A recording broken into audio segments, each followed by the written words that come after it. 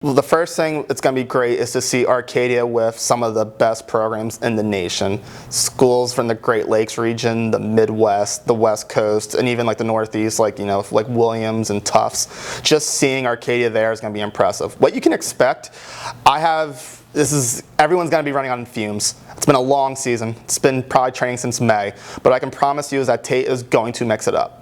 She knows like where she kind of will be. There's one other woman in the MAC who's going to be there that's kind of been around Tate's times, a little bit ahead of her. The one that actually beat her at MACs will be there, and I think that she's going to try to latch on to some of the people we saw at regionals, some of the people we saw at like Dickinson earlier in the year as well, and just put herself in there. In terms of goals, top 40s All-American, that's going to be very, very, very tough. I'm not going to just promise things like that. I'm not Joe Namath promising a Super Bowl, but I will promise is that Tate is going to do everything in her power to get there. It might not seem right to the average person, but if she finishes top 120, top 100, top 80, that is wildly impressive, because that literally means she's the 80th best person in the nation, and that's something that is really exciting to have. If you didn't go to a race, what you would probably see as Tate is somebody that's just really hard-nosed. She's quick, she's talented, that's not a secret, but she's somebody that will always put her nose towards the top. The one race I alluded to earlier, Rowan, where we didn't have our best race in mid-October, she put herself up with all of Johns Hopkins top 7, which might be 7 All-Americans with that program. So there is somebody who is highly competitive. She might be quiet, but she is somebody that wants to beat everyone else around her. And as a person, Tate is just very level-headed. It gets kind of stressful, and I don't doubt that she was probably stressed out the weeks leading up to MACs and regionals and probably nationals now, but she keeps everything dialed down.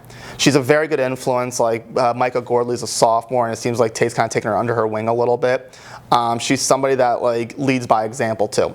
She might not be the loudest one, rah rah rah, doing all things like that, but she does everything properly. Nutrition, studying, putting the work in during workouts, and even the things that are a little complicated. There's been times where she's like, I really feel beat up, I might need a day to recover, where a lot of athletes get so, kind of tunnel vision with their sport where they're like, no, I'm going to push through every single thing.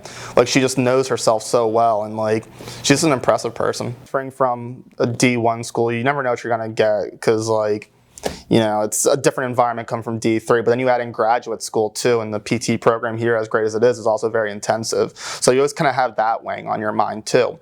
When the season started, the whole goal is all right, Tate probably gonna be in top 10, top 15 at the worst. We figured that. But then when we started going to every race and she was first, second, third. I think you made a joke on Instagram. She kept getting T-shirts and her closet got a lot bigger.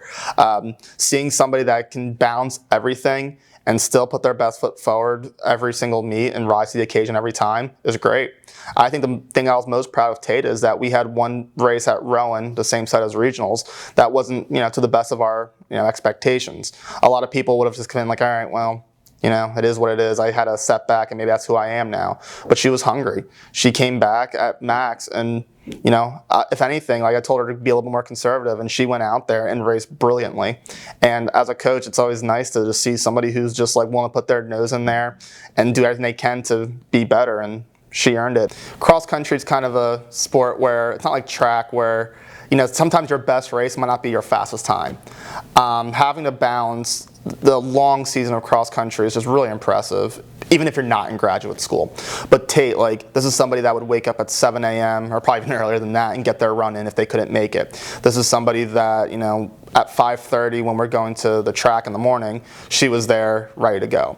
And then she would be able to get the workout done, cool down, do everything properly, and make it back for her classes. The importance that Tate put on her academics is kind of what we always kind of shoot for at Arcadia, and not just obviously our program, but department-wide. And just seeing that Tate can balance this and show off to everyone else that's what, if she can do it, I can do it. And Tate's someone who doesn't openly complain. Maybe deep down she might have this, but she's somebody that knows what it takes to be better, and it goes to show you the type of person she is to be able to do all of this and still better herself.